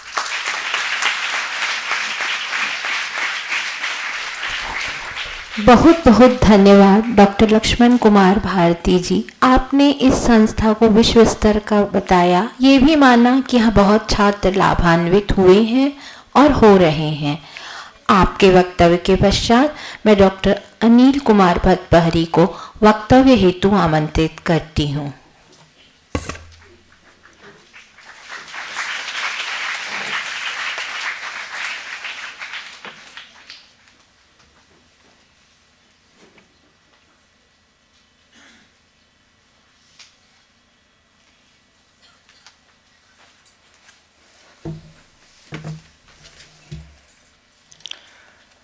जय सतनाम, जय जय छत्तीसगढ़, जय जोहार। बहुत ही प्रतिष्ठित और सम्मानित संस्थान में आयोजित कार्यक्रम गुरु घासीदास जयंती समारोह के आयोजक, संस्था प्रमुख सचिव कहें हम, ओम प्रकाश वर्मा जी, साथ ही विवेकानंद आश्रम के अभी संत जी हैं, स्वामी जी हैं, प्रपत्यानंद जी, विवेक ज्योति के भी संपादक है वो, और साथ ही आश्रम प्रमुख भी हैं। संस्था के प्राचार्य HD प्रसाद जी और रश्मि मैडम जी, पटेल जी, और अभी जो बोल रहे थे विद्वान वक्ता डॉक्टर लक्ष्मण भारती जी, साथ ही प्रबुद्ध प्राध्यापकगण यहाँ के, मेरे मित्र चंद्रवंशी सर जी, जिनके साथ हम लोग पलारी कॉलेज में रहे हैं, अभी मैं डेपुटेशन में सचिव राजभाषा आयोग हूँ, लेकिन हूँ मैं भी प्राध्यापक हिंदी साहित्य का। पलारी कॉलेज में मैं विगत 20 साल तक अध्यापन किया। 4 साल पेंड्रा रोड में रहा, 24 साल तक मैं पढ़ाया और 3 साल से राजभाषा आयोग में अभी सचिव का दायित्व निर्वहन कर रहा हूँ। 27 साल मेरी सेवा हो गई और मैं सौभाग्यशील रहा हूँ या भाग्यशाली रहा हूँ कि मेरा अध्ययन अध्यापन, और रायपुर तो मेरा मामा गांव है। यहाँ 5 मामा रहते हैं, 5 मामा की अकेली बेटी माँ, उसका सुपुत्र। लेकिन दुर्भाग्य ये है कि हम लोग रायपुर में घर नहीं बना पाए। नाना जी की 2 गांव थे, बावजूद संत प्रवृत्ति के कारण चले गए। अब जाके कर्ज में लेकर के मकान आशियाना बना रहे हैं। मैं देखता हूं कि छत्तीसगढ़ में ऐसे संत क्यों हो जाते हैं, जनजीवन में संतत्व की वृत्ति क्यों है, संचय क्यों नहीं करते, बचा क्यों नहीं लेता, अपनी पीढ़ी को आगे क्यों नहीं ले जाता। कहीं ना कहीं कुछ कमी तो नहीं है, या हम संतत्व वृत्ति में इतने सरल और सहज हैं कि हमारी संपदा और संप्रभुता में कोई दूसरे आदमी तक्षक की तरह आ जाता है और हक जता लेता है। कुछ ना कुछ तो कारण है जिसको हमको तलाशना चाहिए। गुरु घासीदास जी इसी अस्मिता के भावबोध के संवाहक है कि अपने अस्तित्व की संरक्षण हम कैसे करें। और केवल गुरु घासीदास नहीं, हर संत लोग यही काम किए। और संत की भाषा हमेशा जन भाषा रही है, लोक भाषा रही है। महात्मा बुद्ध भी पाली जन भाषा में बात कही। जन की भाषा को इसलिए संतों ने अपनाया क्योंकि भाषा में हम एक दूसरे से अंतर संबंधित होते हैं, एक दूसरे को अपने विचार को संप्रेषित करते हैं, उनकी पीड़ा को समझ पाते हैं। छत्तीसगढ़ का यह दुर्भाग्य रहा है कि आज भी भाषाई उपनिवेश का शिकार है। पूरी प्रदेश देश में जितने भी है वो अपनी भाषाओं के कारण अस्तित्व में है। हिंदी क्षेत्र घोषित किया गया यूपी बिहार वगैरह को, उसमें मध्य प्रदेश भी एक हिस्सा था और छत्तीसगढ़ भी। छत्तीसगढ़ के हैं तो आजादी के पहले हम सीपीएन बरार के हिस्सा थे, नागपुर हमारी राजधानी थी और मराठी भाषा भाषी भोसलाशाही शासन था, तो वो लोग हमारे ऊपर राज किए। आजादी मिली, उसके बाद हम मध्य प्रदेश हमारी राजधानी भोपाल हो गया और हम हिंदी भाषी लोगों के अधीन हो गए। हमारे पाठ्यक्रम में, हमारी सारी चीज़ों में, हमारे अध्ययन अध्यापन में हमारे स्थानीय महापुरुष गायब हो गए। हम यूपी बिहार पढ़ते रहे, हम राष्ट्रीय स्तर के बड़े बड़े संतों को पढ़ते रहे, कभी पाठ्यक्रम में नहीं आया यहाँ के स्थानीय संत महात्मा और यहाँ के लोग। और हम 2000 तक आजादी से लेकर के 2000 तक हम छत्तीसगढ़ी भाषी लोग, हम छत्तीसगढ़ के लोग छत्तीसगढ़ी अस्मिता के बारे में जानते ही नहीं। पाठ्यक्रम में है ही नहीं तो हम क्या जानेंगे। हमारे अपने अध्यापक, हमारे अपने चिंतक, हमारे लोग भी यहाँ के बारे में नहीं जानते। अब ये बड़ा दुर्भाग्य है, विडंबना कहें हम, दुर्भाग्य नहीं, कि जिस राज्य के हम बासिंदे हैं, मूल निवासी है, जिस भाषा में हम पढ़ते लिखते हैं, हम उसी भाषा के महापुरुष लोग और अस्मिता, पर्व, तीज त्योहार के बारे में कोई जानकारी नहीं, ऑथेंटिक कोई जानकारी नहीं। और उसका दंश हम भोग रहे हैं। हमारे ऊपर केवल भौतिक रूप से ही शासन नहीं हो रहा है, बल्कि वैचारिक रूप से और मानसिक रूप से भी हमारे ऊपर कोई दूसरा शासन कर रहा है। और यही मानसिक गुलामी है। और इसी मानसिक गुलामी को ही निवृत्त मान करने के लिए स्थानीय जगहों पे संतों का आविर्भाव होता है। और गुरु घासीदास जी का आगमन छत्तीसगढ़ की अस्मिता बोध के लिए हुआ था। और एक तरह से उन्होंने साबित किया, उसके पंथ में अनेक जातियों के लोग मिले, कोई एक जाति का नहीं है। यूं कहें हम कि भारतवर्ष में और विश्व में भी कहे एक युगांतरकारी घटना घटित हुई, कास्टलेस सोसाइटी की स्थापना हुई, जाति विहीन समाज की संरचना इसी छत्तीसगढ़ की धरती में हुई। और ये राजा राम मोहन राय के पहले की बात बता रहा हूं मैं। गुरु घासीदास जी लोक जागरण के अग्रदूत थे, वो जन जागरण के, नव जागरण के सूत्रधार थे। और इसीलिए उनकी शिक्षाओं का इतना प्रभाव पड़ा कि सादगीपूर्ण इन छत्तीसगढ़ में आप देखोगे तो आज हम जो एक नारा लगाते हैं ना, सबले बढ़िया छत्तीसगढ़िया, तो इसी के कारण है, संतों के कारण है। पीवान सेगनू महोदय ने लिखा है सूबे की प्रतिवेदन में 1820 की गजेटियर में स्पष्ट लिखा है कि छत्तीसगढ़ में मुझे जो संतत्व वृत्ति, संचय ना करने की प्रवृत्ति, सादगीपूर्ण और स्पष्टवादिता और सत्यनिष्ठ समाज में देखता हूं, तो कहीं ना कहीं उसमें गुरु घासीदास जी का योगदान है। और गुरु घासीदास जमींदोज है। उन्होंने, चिशोम ने तो साफ साफ लिखा कि गुरु घासीदास छत्तीसगढ़ का असली आश्चर्य है। आप गजेटियर देखिए, खोल के पढ़िए चिशोम साहब का। चिशोम साहब के गजेटियर में इसने लिखा कि इस छत्तीसगढ़ का असली आश्चर्य गुरु घासीदास है, जो जमींदोज है, जमीन के नीचे है, हमें उसको ऊपर उठाना है। तो कैसे उठाएंगे उसको? उनकी बातों को, उनके विचारों को इस तरह की संगोष्ठियां करके, बड़े बड़े संस्थानों में। गुरु घासीदास जी का जयंती सतनामी ही मनाए, ऐसा है क्या? और सतनामी ही क्यों? वो जाति है क्या? सतनामी तो जाति भी नहीं है। सतनाम तो एक पंथ है, सतनाम जाति नहीं है। वो तो राजनीतिक व्यवस्था के नाम से, सुविधाओं के नाम से उसको एक कास्ट की संज्ञा दे दी गई। वो जाति नहीं है, बल्कि जातियों को तोड़ के बनाया गया एक पंथ है।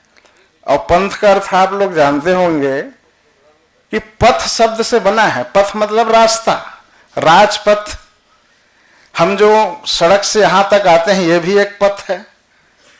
लेकिन पंथ और पथ में एक अंतर है।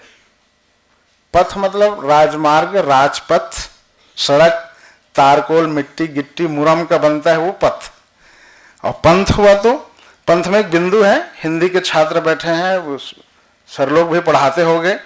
किसी भी शब्द में प्रत्यय, उपसर्ग और कोई चीज लगता है तो वो शब्द का अर्थ बदल जाता है या विशिष्ट हो जाता है। तो पथ में एक मस्त का बिंदु लगा है, पंथ, तो वो लगने से अर्थ विशिष्ट हो गया। वह भी एक रास्ता है, लेकिन उसमें क्या चलेगा? पथ में तो हम पैदल चलते हैं, बैलगाड़ी चलेगा, घोड़ा गाड़ी चलेगा, मोटर भी चलेगा, मोटरसाइकिल, कार वार सब रास्ते में चलते हैं। तो पंथ में क्या चलेगा? पंथ में चलता है व्यक्ति का मन, व्यक्ति की आत्मा, व्यक्ति का विचार। तो सतनाम एक ऐसा पंथ है जिसमें व्यक्ति का विचार चलता है। और जो उस पंथ में अपने विचार नहीं चला सकते, माफ कीजिए, वो धार्मिक हो ही नहीं सकता। धार्मिक वही है जो किसी पंथ के अनुगामी होता है, वो धर्म है। और धर्म हिंदू नहीं है, धर्म मुसलमान नहीं है, धर्म सिख नहीं है, धर्म क्रिश्चियन नहीं है। ये सब पंथ है, रिलीजन है, मजहब है, उनके समुच्चयों का। और धर्म क्या है? छात्रों को मैं कह दूं, क्योंकि वो वाहक है, आप आगे जाएंगे, वो वाहक है। धर्म है सद्गुणों का समुच्चय, सत्य धर्म है, करुणा धर्म है, प्रेम धर्म है, परोपकार धर्म है। उस धर्म को हम धारण करते हैं, किसमें? मर्म में, अपने हृदय में। जो हृदय में गुणों को धारण करे वही धर्म है। और उसको पद्धतियों को जो माने कि सुबह स्नान कर लेना, सफेद चंदन लगा लेना, त्रिपुंड लगा लेना, या चंदन नहीं लगाओगे तो दाढ़ी ही बढ़ा लेना, मूंछ को साफ कर देना। कुछ लोग मूंछ सहित रखते हैं, कुछ मूंछ विहीन दाढ़ी रखते हैं, कुछ सफेद वस्त्र, कुछ गेरुआ वस्त्र।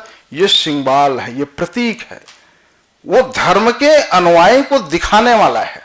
लेकिन जो सत्य को धारण करता है वो इन प्रतीकों के जाल में नहीं उलझता, न उलझना नहीं चाहिए।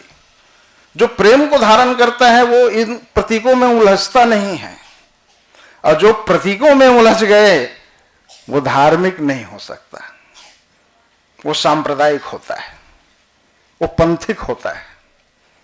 और वास्तविक में धार्मिक अगर होना है तो सद्गुणों को धारण करके सत्य में, प्रेम में, करुणा में और परोपकार के मार्ग में हम चलें तो उससे बड़ा कोई धार्मिक हो ही नहीं सकता।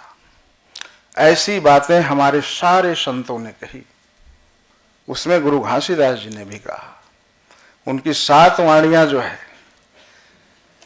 हम लोग एक सतनाम महामंत्र की गान करते हैं स्नान करते समय। पूजा के बाद सतनाम पंथ में एक ही चीज है कि यहाँ कोई देवी देवता की उपासना बिल्कुल नहीं है, न पुरोहितवाद भी नहीं है। यहाँ 2 चीज नहीं है, न ब्राह्मणिज्म पुरोहिती है यहाँ, और न देवी देवता है।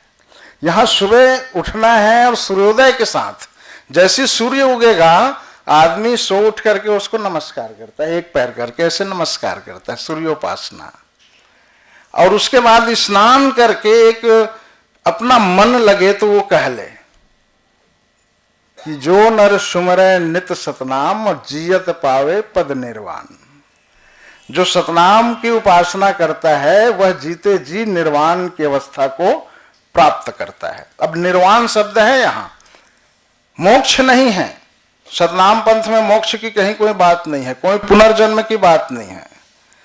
यहाँ अगर दर्शन में हम बात करें तो हालांकि छोटे बच्चों को दर्शन से मतलब ही नहीं है, लेकिन यहाँ प्रबुद्ध वर्ग है वो बैठे हैं, वो सुन ले कि यहाँ निर्वाण ही है, मोक्ष नहीं है। और बौद्ध दर्शन में भी मोक्ष नहीं है, वहां निर्वाण है। तो छत्तीसगढ़ में सहजयान बौद्ध धर्म का केंद्र था। यहाँ सिरपुर है, तालात मान जितने हैं वो प्राचीन अवशेष मिलते हैं। राजा इंद्रभूति, लक्ष्मी अंकारा, वाष्टा देवी, और आप सिरपुर के वैभव कहेंगे तो गोल्डन युग जिसको हम स्वर्णकाल कह सकते हैं। तो सिरपुर में राजा बृहद बल का या महाशिवगुप्त बाल अर्जुन की माता वाष्टा देवी के नाम से जो लक्ष्मणी विहार बना है, जिसको हम लक्ष्मण देवाला कहते हैं, वो लक्ष्मण देवाला जो है वो बुद्ध का प्रतिमा है, जिसको हम, अब बुद्ध भी तो 5 सर्प फैन के नीचे बैठता है और हमारा विष्णु जी भी बैठता है। तो कुछ लोग हिंदू संप्रदाय वाले, हिंदू मत वाले कहते हैं कि ये श्री विष्णु है, और बौद्ध धर्म वाले कहते हैं कि वो गौतम बुद्ध है। आप भ्रमण कराइए, कभी कभी बच्चों को सिरपुर ले जाना चाहिए, ताला तुम मान ले जाना चाहिए, उनको दिखाएंगे तो वो लोग और ज्यादा समझेंगे। मैं इसलिए ज्यादा समझने की कोशिश किया कि सिरपुर ही मेरा गांव है, महानदी के इस पार जुनवानी मेरा गांव है। जब जब जाता हूं देखता हूं प्राचीन बुद्ध अवशेष, और वहां के सारे लोग आसपास गांव में ही फैले। जब प्रलय आया होगा, भूकंप आया होगा, तो वहां कोई शरीर नहीं है, मानव कंकाल नहीं मिला। इतनी जानकारियां थी उस जनजीवन में, उस 8वीं सदी में, कि लोग जब प्रलय या भूकंप या कोई प्रकोप आया तो आसपास के गांव में सेटल हो गए। और जब सेटल हुए तो वहां मनुष्य का कंकाल नहीं दिखता। मोहनजोदाड़ो में मनुष्य का कंकाल दिखता है, खोदने से निकलता है, उत्खनन करने से, लेकिन सिरपुर में नहीं है। तो वहां के लोगों को एडवांस रहे होंगे उन लोग, इसलिए वहां से निकल गए। और निकल गए तो कहाँ है, आसपास के गांव में ही सेटल्ड है। और वो सेटल है तो उनकी भाषा को देखो, पाली भाषा और छत्तीसगढ़ी भाषा में अंतर ही क्या है। सिरपुर की जो पाली भाषा जो लिखी हुई है लिपि, आप पत्थरों में देखेंगे उत्कीर्ण, तो वो लिपि है खरोष्ठी लिपि। हम लोग हिंदी पढ़ते हैं वो देवनागरी लिपि कहलाती है। तो खरोष्ठी लिपि में पाली भाषा लिखा हुआ है। खरोष्टी भाषा में पाली है, और पाली की उच्चारण में बता दूं आप लोगों को थोड़ी सी जानकारी के लिए। अग्गी, अग्गी, अग्गी हम छत्तीसगढ़ी में क्या बोलते हैं? आगी। आगी बारे के बेरा हो गए तो अग्गी, यहां आगी। मनक, मनक हम क्या बोलते हैं बोला छत्तीसगढ़ी में? मनखे। दुख, दुख। दई, आज भी हम दई बोलते हैं, दाई। अभी अभी कई जन मन दाई कहते, लेकिन मूल उच्चारण होकर दई है। महतारी संस्कृत है, मातृ से महतारी हुआ है, और महतारी छत्तीसगढ़ी नहीं है, छत्तीसगढ़ी है दाई, ददा, पितृ और पिता। पिता हिंदी है, पितृ संस्कृत है, संस्कृत से हिंदी है, लेकिन पाली से छत्तीसगढ़ी है। और पाली इस प्रदेश, इस क्षेत्र की 8वीं शताब्दी में राजभाषा रही है। वो स्वर्ण काल था जब लक्ष्मण देवाल मंदिर बना, और उस परिक्षेत्र के सारे लोग थे वो अनुगामी थे। वही अनुगामी जब गुरु घासीदास जी का आंदोलन चला तो वही सारे लोग, सहज ज्ञानी लोग ही सतनाम पंथ को ज्यादा अंगीकृत किए। इसलिए उनकी उपासना पद्धति, उनकी जीवन पद्धति, उनकी शैलियां जो है वो डिफरेंस है, अलग तरह के। 65 जाति लोग सतनाम पंथ को अंगीकृत किए, इसलिए छत्तीसगढ़ में लगभग 12 से 14% लोग इस पंथ को अंगीकृत किए।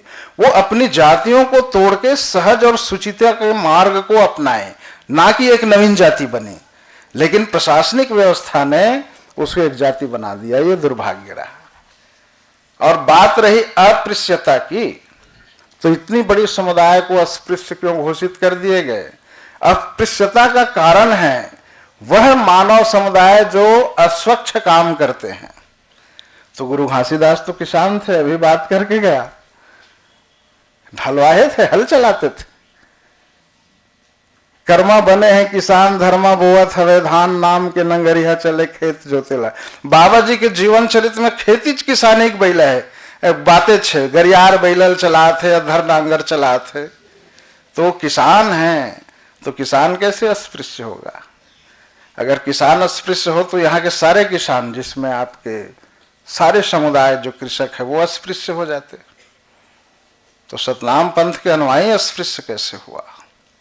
वो इसलिए कि बाबा जी के समय सतनाम पंथ का अभियान इतनी तेजी से था, इतने लोग गांव के गांव सतनाम को अंगीकृत कर रहे थे, सतनामी बन रहे थे।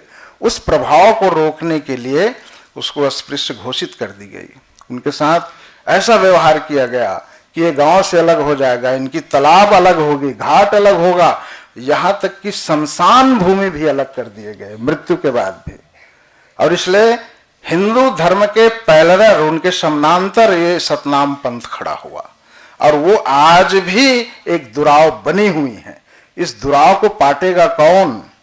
चूंकि सतनामी लोग भी तो उसी हिंदू वंश के ही अंग हैं।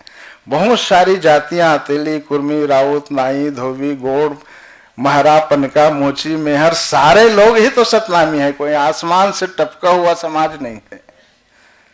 इसमें सारे गोत्र मिलेंगे, उसमें बघेल, उसमें कुर्रे, उसमें करसाइल, उसमें आडिल, उसमें बर्तावन, सारे गोत्र तो हैं इनमें। कोसले, कोसरिया लोग, ये दक्षिण कौशल की भूमि, उसी के मालिक लोग कोसरिया है। कौशल्या माता, ओकर बाप कौशला कोसले रहीस, कौशल्या माता के बाप है कोसरिया रहीस। और राम के महतारी हमारे बेटी है। हम अपने इतिहासों को देखें, प्राचीन भारतीय इतिहास को देखें, जोड़े मानव समुदाय को, भाषाओं को। राम हमार भाषा रही शिकर से 23, और राम लहमन गुरु और भाषा लहमन गुरु मानथन। आदरणीय मैं बता रहा हूँ, छत्तीसगढ़ में भांचल गुरु मानथन, ओकर पैर छुथन, अवे के थन की एकर सेवा सत्कार करबो तो हमन ला मुक्ति मिली। गुरु सेवा नहीं है यहाँ, भाषा की सेवा है। बेटी के बेटा के सेवा करके हमन मोक्ष छल पा जथन। इतना सरल जीवन शैली ये छत्तीसगढ़, इस अस्मिता को बचाए रखना हमार सबके जिम्मेदारी है। ये लइका मन की जिम्मेदारी जो यहाँ आए है। क्यों? लोकल जो रहेगा वही ग्लोबल होगा। जो लोकल रहेगा वही ग्लोबल होगा। बेटे लोग, आप लोग अपनी मिट्टी, अपनी जमीन, अपनी भाषा से जुड़ोगे तभी तुम वैश्विक नागरिक बनोगे। और मिट्टी से आपको काट दिया जाए तो आप नहीं बन पाओगे। जो कटी पतंग है उसका कोई गति नहीं होता। तो आप जुड़ी रहो धरती से, जमीन से, दाई से, महतारी से, मिट्टी से, गांव से, घर से, अपन गांव के लीम चौरा से, क्योंकि हर गांव के लीम चौरा पार्लियामेंट है आदरणीय। वहां बैठवे तो नीति, न्याय, सियान सबके बातचीत होते, एक दूसरे सुनथन, एक दूसरे गुंथन, और वही हमारे मन के जीवंत ग्रंथ है। बुजुर्ग लोग ही ग्रंथ है। एक बात आते यहां पे, एक पंथी गीत है, उस पंथी गीत में एक शब्द आते कि बोली मां ओकर अमृत घुले, बोली मां ओकर मंदरस घुले, ओकर बोली में मंदरस मिंजरे है। चारों बरन ला अमृत पिलाए, चारों बरन को अमृत पिला रहा है, और दुग्धा भरम ला हटाए, मन के दुग्धा भरम को निवारित कर दिए। ओकर बोली मां मंदरस मिंजरे है, गुरु गांव में रामत आए है, कि गुरु बाबा गांव में रामत आए है, और कंठ में ओकर ग्रंथ समाये है। उसके कंठ में ग्रंथ है, ये कंठ है, उसमें ग्रंथ है। तो बाबा जी की वाणी में ही ग्रंथ का निचोड़ था, उपनिषद का, वेदांत का, सारी चीजों का। और वेदांत उपनिषद कहां से आया है? लोक तत्व से ही आया है। जो सृजक होता है, जो लेखनीबद्ध करता है, जो लिखता है, वो लोक तत्व से ही लेके लिखता है। कोई भी साहित्य लिखते हैं, प्रेमचंद के साहित्य पढ़िए तो प्रेमचंद लोक जीवन को देख के ही लिखा है मानसरोवर, लोक तत्व को देख के लिखा है पंचपन्मेश्वर। और लोक ही सब कुछ है, और लोक से ही निकल के शास्त्र बनता है। शास्त्र से लोक कभी नहीं बनता। लोकगीत से शास्त्रीय संगीत बना है, लोक कथाओं से शिष्ट साहित्य बना है। लोक से ही सब कुछ है, लोक से ही वेद बना है, ना कि वेद से लोक बना है। हमारी जो धारणा है, उस धारणा को हमको बदलना पड़ेगा। हम ये कहते हैं कि नहीं, पहले वेद बना उसके बाद लोक, नहीं, लोक बना है फिर वेद बना है। कबीर साहब भी कहता है कि वेद छाड़ के लोक वेद जाई, कि वेदों में क्या है। इसलिए उन्होंने कहा कि पोथी पढ़ पढ़ जगमुआ पंडित भया न कोय, ढाई आखर प्रेम का पढ़े से पंडित हो। तो लोक तत्व को लेकर के संतों ने जो स्थापना की, बहुत सरल सहज, हमें उसी लोक तत्व की ओर आना पड़ेगा। यही आज की सबसे बड़ी चीज है। पृथ्वी सम्मेलन रियो डी जेनेरो में हुआ, और उन्होंने कहा कि हमें सस्टेनेबल डेवलपमेंट की ओर जाना पड़ेगा, संतुलित विकास की ओर जाना पड़ेगा। अगर हम विकास करेंगे तो वही विकास होगा जैसे बड़ा हुआ तो क्या हुआ, जैसे पेड़ खजूर और पंछी को छाया नहीं फल लागे अति दूर। हम विकास करेंगे तो हम बड़ा होंगे। एक मैं बताता हूं अफ्रीकन, छोटी सी कहानी, फिर मैं समापन करूंगा। अफ्रीका में बहुत मजलूम और इथोपिया नाम का एक देश है, बहुत गरीब और निर्धन लोग रहते हैं। उससे बहुत अच्छा स्टेटस हमारा छत्तीसगढ़ है, हमारा बस्तर भी अच्छा है। यहाँ कम से कम भूखे नहीं मरते लोग, खाने को मिल जाता है।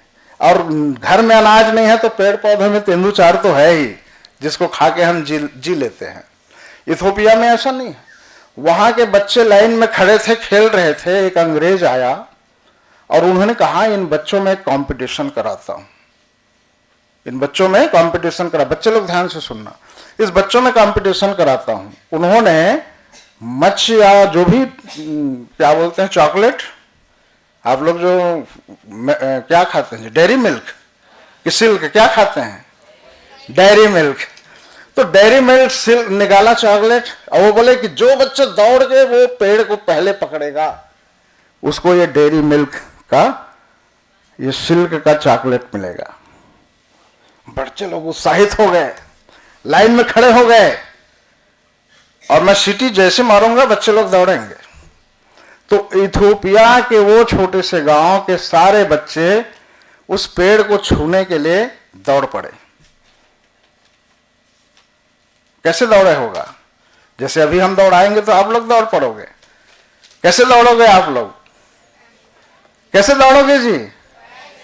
बहुत तेज गति से, तेज गति से दौड़ोगे। लेकिन वहां के बच्चे तेज गति से नहीं दौड़ा, सारे बच्चे एक दूसरे के हाथ को पकड़े और धीरे धीरे धीरे धीरे आगे बढ़े, और धीरे धीरे आगे बढ़ के सबके सब उस पेड़ को पकड़ लिया। यूनिक चीज है। और एक डेयरी मिल्क के चॉकलेट को सारे लोग बांट के खा लिए बराबर। यह है सस्टेनेबल डेवलपमेंट। हमारे पास संसाधन एक है, हमें उसी को लेके जीना है। और यहां होते तो यहां तो कह दिया है कि मस्तक ब्राह्मण है, भुजा क्षत्रिय है, ये वैश्य है, चरण शूद्र है, उच्च ये है। जीने का अधिकार किसी एक को है, वो दौड़ पड़ेगा और एक आदमी छीन के खा लेगा, बाकी लोग भूखे रह जाएंगे, मर जाएंगे वो लोग। और देश की संपदा चंद 30-35 लोगों के हाथ में है, जो यहाँ के इकोनॉमी को डिस्टर्ब कर रहा है, और हम भूखे प्यासे संघर्ष कर रहे हैं जीने के लिए। वो इतने ताकतवर है कि देश छोड़ के दूसरे देश सेटल कर रहे हैं, बड़े बड़े द्वीप खरीद रहे हैं, और हम किसके लिए लड़ रहे हैं? ये बेटे लोग, आप लोग मेरी बात को सुन रहे हो ना? आपको ऐसे ही करना है। गुरु घासीदास जी की यही अमृतवाणी है कि जत का है ओला बांट बिराज के खा लो, पेच पसिया पी लो, अब अपन जिनगानी ला सुघर जी लो। यही है, यही सतनाम का दर्शन है। और हमें परस्पर मिल करके इस जीवन को सुखमय और आनंदमय करना है।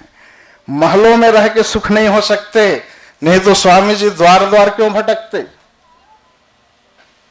आदरणीय श्री यहां क्यों सेवा करते? इनके भ्राता आत्मानंद महाराज जिसके नाम से भी चल रहा है, मेरा सौभाग्य है कि उनसे बातचीत करने का मुझको अवसर मिलता रहा है। उनसे मैं चर्चाएं करता रहा हूं विवेकानंद आश्रम में। इनके पिताश्री को से मैंने हरिराम वर्मा जी से एक बुजुर्ग, एक दादा की तरह ही स्नेह पाया है। और उसने अपनी पुस्तक दुकान से, मैं बताते हुए गर्व करता हूं, जहां भी प्रसंग मिलता है जरूर कहता हूं, अपने सुपुत्र डॉक्टर नरेंद्र देव वर्मा के लिखे गीत जो राजगीत बना है, उसका लिखा उपन्यास सुबह की तलाश दिया था मुझको पढ़ने के लिए। मैंने पढ़ा है। और मेरी जब पहली रचना प्रकाशित हुई 2007 में, आदरणीय किताब प्रसन्न 2004 में आई, और 2007 में मैंने कब हो ही बिहान नाम का एक संग्रह बनाया। तो कब हो ही बिहान मैं भी सुबह को तलाश रहा था। बिहान, बिहान मतलब सुबह। मेरी उस रचना में भी सुबह की तलाश जारी था। और कहीं ना कहीं प्रेरणा मैं नरेंद्र देव वर्मा से भी लिया हूं, इनके भ्राताश्री से। तो वो हमको जोड़ता है इस मिट्टी से, लोक तत्व से जोड़ता है हम एक दूसरे को। और हम ही आगे ले जाएंगे, कोई दूसरा आके ले जाने वाला नहीं है। हमारे लोक तत्व को, हमारे संतों को, हमारे गुरुओं को लेकर के चले। जय सतनाम, जय जोहार, जय छत्तीसगढ़, जय जय छत्तीसगढ़।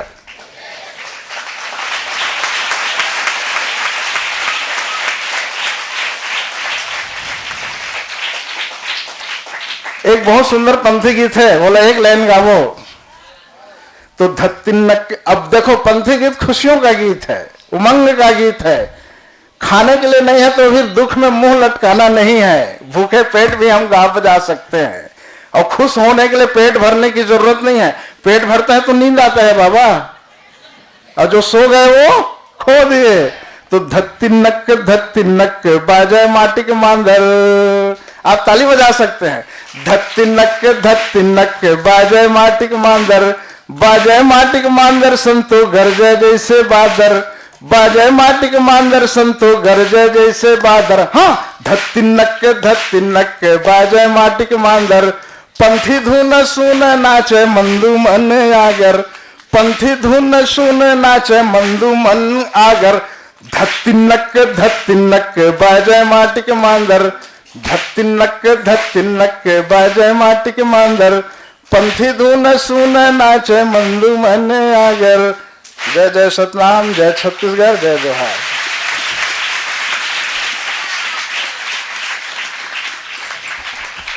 बहुत बहुत धन्यवाद डॉक्टर अनिल कुमार भट्टपहरी जी, आपने इस संस्था को प्रतिष्ठित एवं सम्मानित बताया। छत्तीसगढ़ की अस्मिता की बात आपने की। आपके वक्तव्य के पश्चात मैं श्रीमद स्वामी प्रपत्यानंद जी महाराज को पुनः शत शत नमन करते हुए अध्यक्षीय उद्बोधन के लिए आमंत्रित करती हूँ।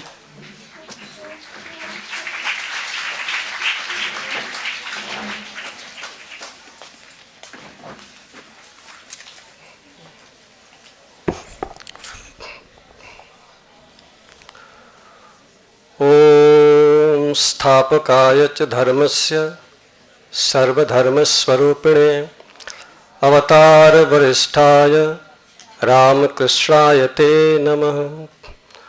जननीं शारदां देवीं रामकृष्णं जगद्गुरुं पादपद्मे तयोः श्रित्वा प्रणमामि मुहुर्मुहुः। नमः श्रीयतिराजाय विवेकानन्दसूरये सच्चित्सुखस्वरूपाय स्वामिने तापहारिणे स्वामिने तापहारिणे।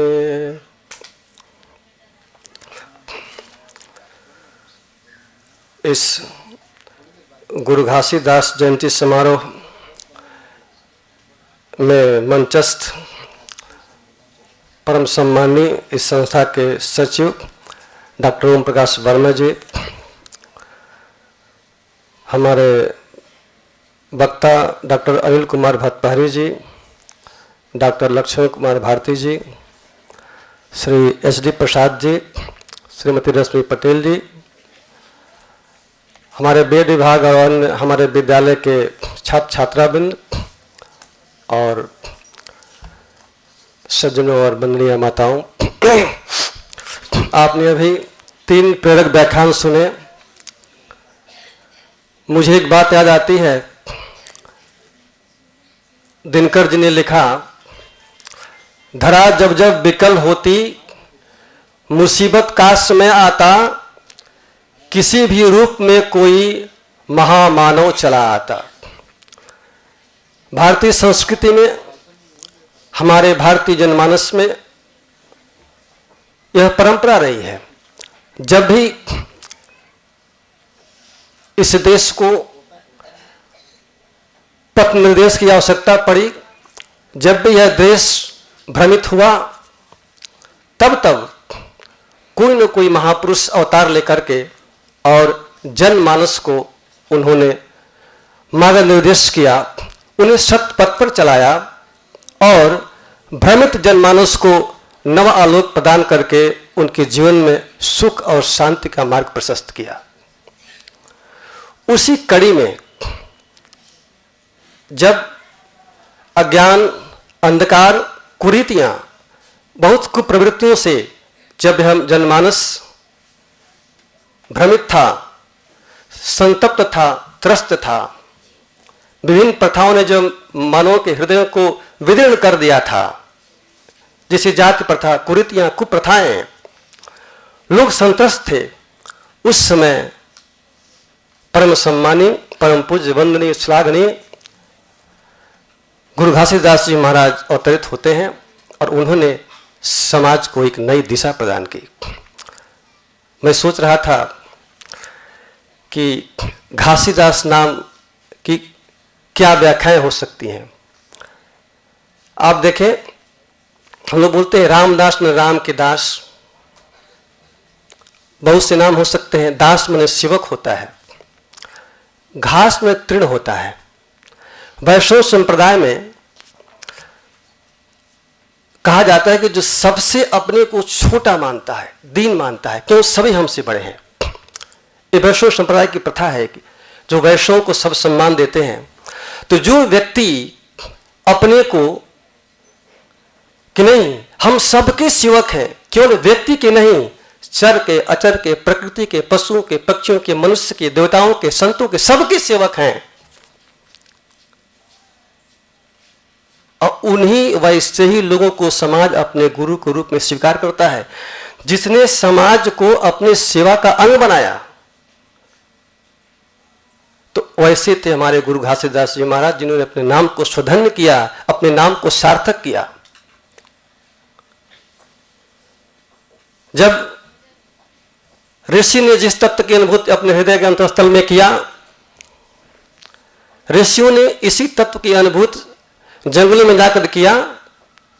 सोनाखंड ऐसा एक पावन प्रदेश है, ऐसा एक पावन स्थल है जहां पर उनको सत्य की अनुभूति हुई, जिसकी चर्चा हमारे सम्मानित डॉक्टर ओम प्रकाश वर्मा जी ने की थी। जब कोई व्यक्ति उस सत्य की अनुभूति कर लेता है तो वह जाति, धर्म, पंथ, संप्रदाय इसके अतीत हो जाता है।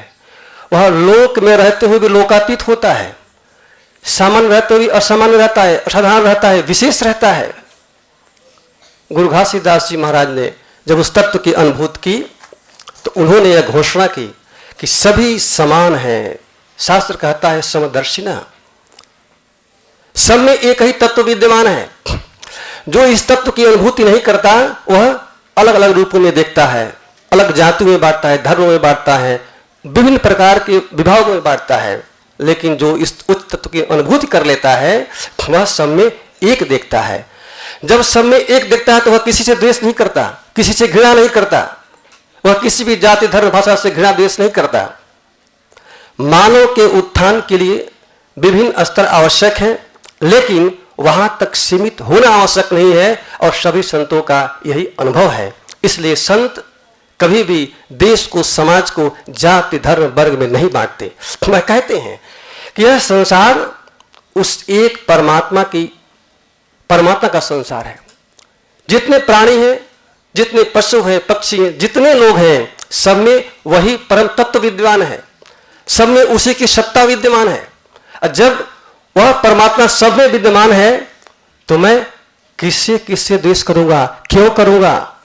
और वही घोषणा करता है कि सभी समान हैं, सभी एक हैं, किसी से द्वेष मत करो, किसी से घृणा मत करो, किसी से राग मत करो।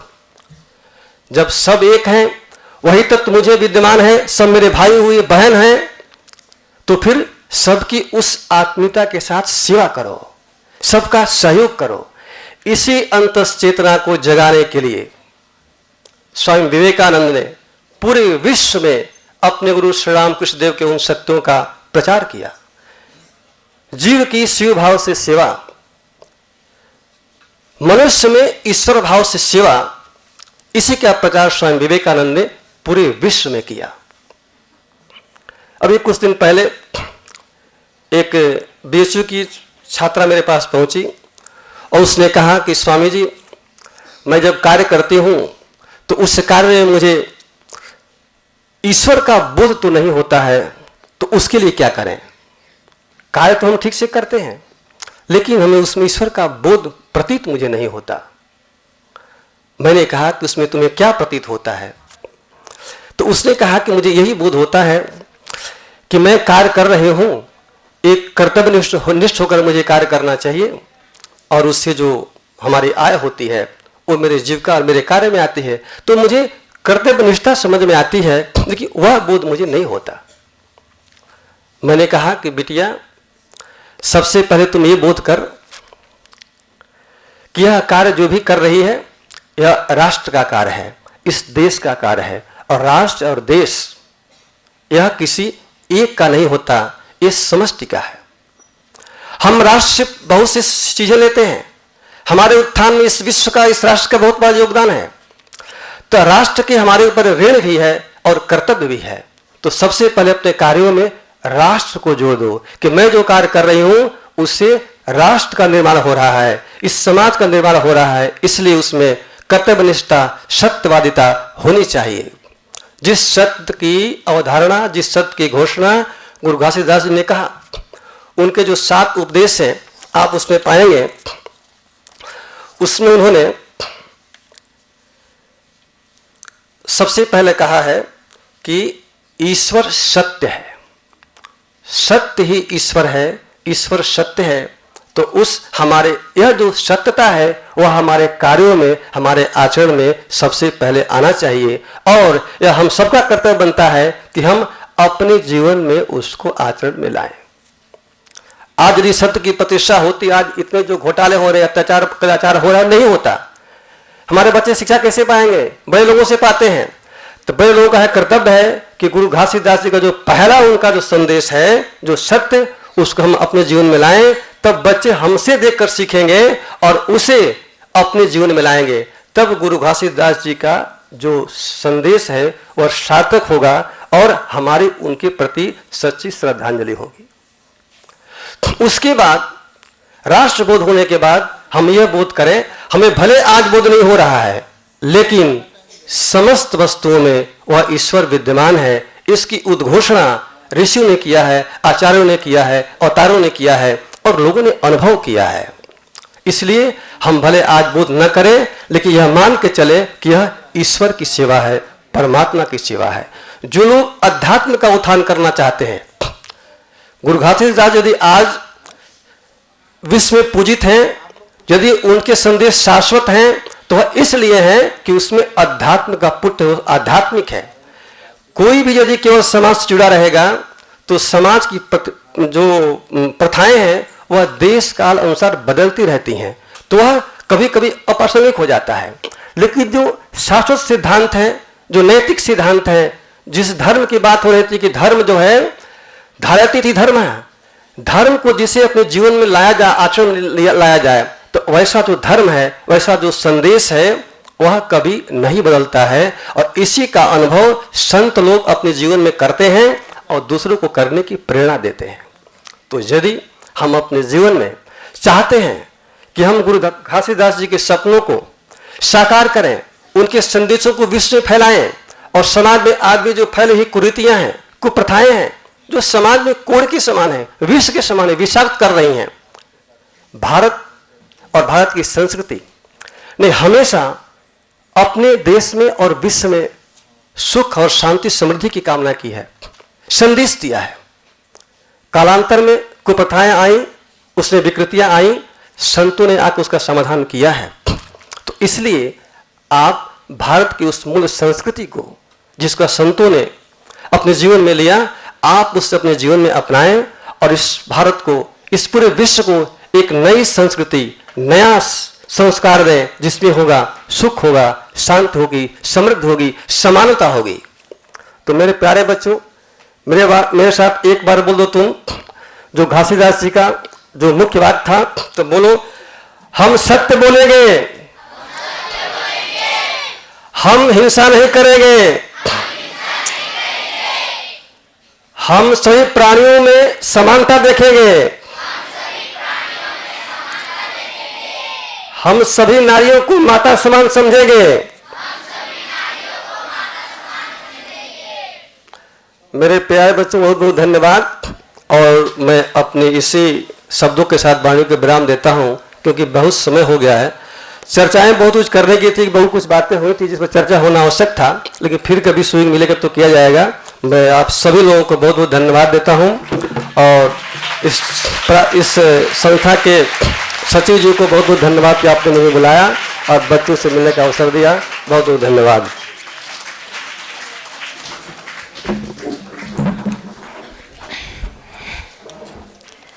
महाराज जी के अध्यक्षीय उद्बोधन के पश्चात मैं संस्था के सचिव डॉक्टर ओम प्रकाश वर्मा को आमंत्रित करती हूँ कि श्रीमद स्वामी प्रपत्यानंद जी महाराज को स्मृति चिन्ह भेंट करें।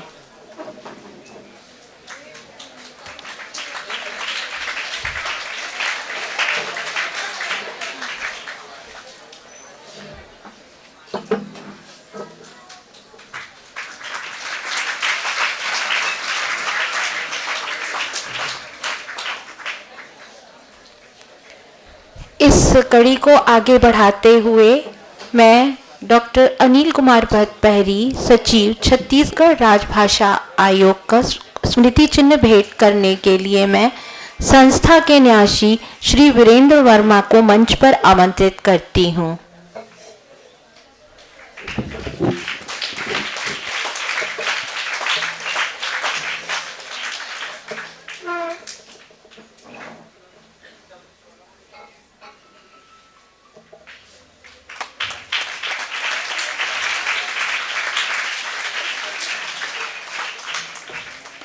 डॉक्टर लक्ष्मण कुमार भारती अध्यक्ष अजाक्स एवं आयुर्वेद चिकित्सा अधिकारी को स्मृति चिन्ह भेंट करने के लिए मैं संस्था के कार्यालय प्रमुख श्री मनोज यादव को मंच पर आमंत्रित करती हूं।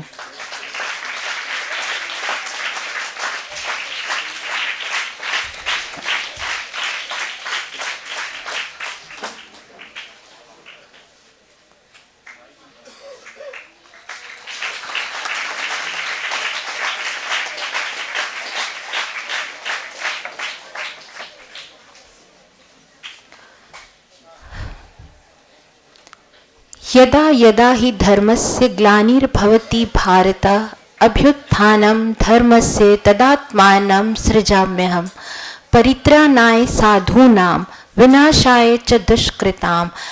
गीता के इन पंक्तियों को चरितार्थ करने वाले गुरु घासीदास बाबा की आरती का गायन करने के लिए मैं विद्यापीठ के छात्रों को आमंत्रित करती हूँ।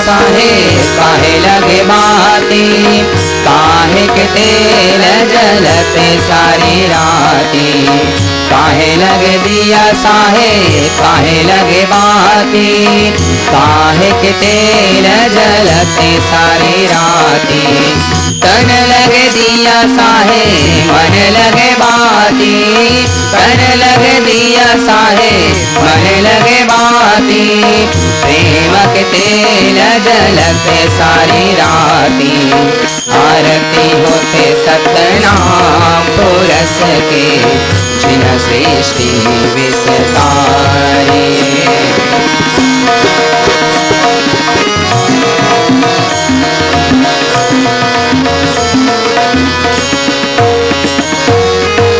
काहे के आसन बाबा काहे के सिंहासन काहे के तकिया लगाए रहे काहे के आसन बाबा काहे के सिंहासन काहे के तकिया लगाए रहे तन के आसन बाबा मन के सिंहासन तन के आसन बाबा मन के सिंहासन प्रेम के तकिया लगाए रहे आरती होते सतनाम पुरस के जिन सृष्टि विस्तारी आरती होते सतनाम पुरस के जिन सृष्टि विस्तारी जिन सृष्टि विस्तारी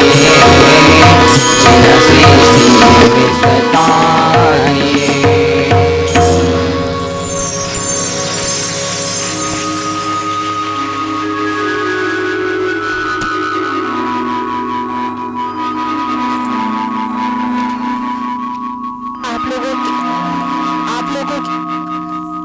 आप लोगों के लिए एक छोटी सी सूचना है कि उपस्थित सभी श्रोताओं के लिए भोजन प्रसाद की व्यवस्था है।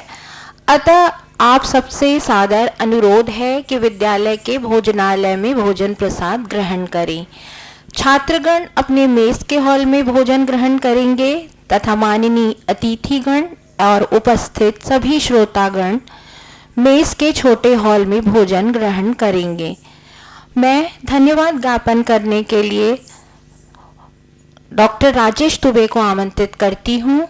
वे मानव प्रकर्ष संस्थान के सहायक निदेशक हैं। इसके पश्चात पंथी का कार्यक्रम होगा, फिर वहीं से कार्यक्रम समाप्त हो जाएगा।